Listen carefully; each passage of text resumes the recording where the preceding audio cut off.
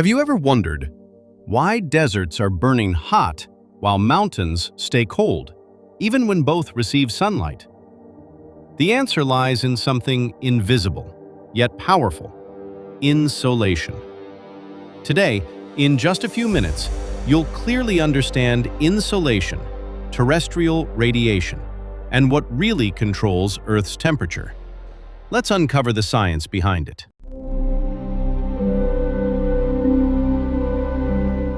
What is insolation? The word insolation simply means incoming solar radiation. In short, it is the energy that Earth receives from the sun. But here's something interesting. Not all sunlight actually reaches the surface. Some of it is reflected to space, absorbed by the atmosphere. Only a portion reaches the ground and heats it. Terrestrial radiation. Insolation simply means the solar energy that comes from the sun to the Earth. The sun sends out this energy in the form of short waves. These waves travel through space and first reach the Earth's outer atmosphere, called the thermosphere. From there, some of the energy is absorbed by gases, some is reflected into space, and some passes through to reach the Earth's surface. A part of this energy reaches the surface indirectly after being scattered in the atmosphere. This is called diffuse radiation. But overall, only about 46% of the sun's energy that enters the atmosphere actually reaches the Earth's surface.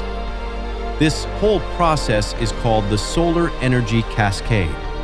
It is not the same everywhere or at all times. It changes depending on location and time. At the equator, the Earth receives a high amount of solar energy, insolation, throughout the year. This region gets the most sunlight compared to any other place on Earth. As we move north or south away from the equator, the amount of insolation decreases. It also starts to change with the seasons. Places closer to the poles receive less sunlight overall. In the northern hemisphere, the maximum insolation is received between March and September, summer months. In the southern hemisphere, it is between September and March. In the polar regions, there are certain times of the year when they receive no sunlight at all, which leads to long periods of darkness. Factors affecting temperature. Latitude. Latitude decides how directly sunlight hits Earth. Near the equator, direct rays, more heat. Near the poles, slanting rays, less heat. That's why India is warmer than Greenland. Altitude. The higher you go, colder it gets. Mountains are cooler than plains, even though they are closer to the sun. This happens because the air becomes thinner and cannot hold heat. Distance from the sea. Have you ever noticed why places near the sea feel so pleasant, while areas far from the coast experience extreme heat and cold? The answer lies in the difference between coastal and inland climates. Coastal regions, which are close to the ocean, have a moderate climate. The temperature does not change drastically throughout the year. Usually, the annual temperature variation is around 10 to 15 degrees Celsius, making these areas more comfortable to live in. In contrast, inland regions, areas far away from the sea, experience extreme temperatures. The difference between summer and winter can be very high, sometimes reaching up to 40 degrees Celsius. When it comes to rainfall, coastal areas often have dry summers and rainy winters, especially in oceanic climates. Meanwhile, inland regions usually experience dry winters and humid summers, with more noticeable seasonal shifts. Another important difference is their extent. Coastal climates are limited to areas near the sea, while inland climates spread across large parts of the continents, covering vast interior regions. Finally, the most noticeable change in coastal areas is rainfall patterns, whereas in inland areas, it is the temperature differences that stand out the most. So, in simple terms, the sea acts like a natural temperature controller, keeping coastal regions mild while inland areas face more extreme weather conditions. Water heats and cools slowly. Coastal areas, moderate climate. Inland areas, extreme temperatures. That's why Mumbai feels stable, while Delhi experiences extreme summers and winters. Slope of land. Slopes facing the sun receive more heat. Slopes facing away stay cooler. So even on the same mountain, the temperature can be different. Winds. Winds play an important role in controlling temperature because they carry heat from one place to another. When winds blow from hot regions, they bring warm air along with them. This leads to a rise in temperature in the area they reach. These are called warm winds. On the other hand, when winds come from cold regions, they carry cooler air and cause the temperature to drop. These are known as cold winds. A good example is the Lu winds in India. These are very hot and dry winds that blow over the northern plains during the summer season, especially in May and June.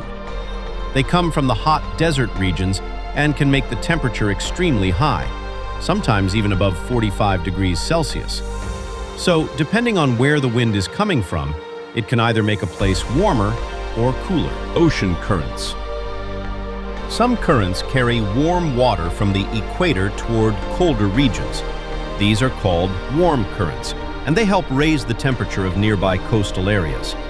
As the warm water heats the air above it, the surrounding land also becomes warmer and often more humid. Other currents bring cold water from polar regions toward warmer areas. These are known as cold currents, and they help lower the temperature of nearby land. They also tend to make the air drier and cooler. A classic example is Western Europe. Even though it lies at higher latitudes, similar to parts of Canada, it experiences a much milder climate.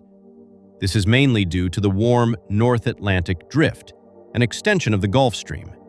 It carries warm water from the tropics toward Europe, keeping countries like the UK and Norway warmer than expected, especially in winter. So, ocean currents don't just move water. They redistribute heat around the planet, shaping climates and making some regions warmer or cooler than they would normally be. Ocean currents act like giant moving heaters and coolers. Warm currents lead to increased temperature. Cold currents lead to decreased temperature. That's why Western Europe is warmer than expected. Insolation versus terrestrial radiation. Insolation, incoming solar radiation. Insolation is the solar energy received by the Earth from the Sun. It travels in short waves and mainly heats the Earth's surface, not the atmosphere directly. It occurs during the daytime. Terrestrial radiation, outgoing heat radiation. Terrestrial radiation is the heat energy released by the Earth back into space after absorbing solar energy. It travels in long waves and helps warm the lower atmosphere. It occurs both day and night, but is more noticeable at night when there is no incoming solar energy. Land breeze versus sea breeze. Land breeze occurs at night. Land cools faster than water, so high pressure forms over land and low pressure over the sea. Wind blows from land to sea. Sea breeze occurs during the day. Land heats faster than water, so low pressure forms over land and high pressure over the sea. Wind blows from sea to land. So now you know, Earth's temperature is not random. It's controlled by insolation, terrestrial radiation, and these powerful natural factors. If this made things clear for you, don't forget to like, share with your friends, and subscribe to Eduscope Planet, because learning should always be simple and powerful.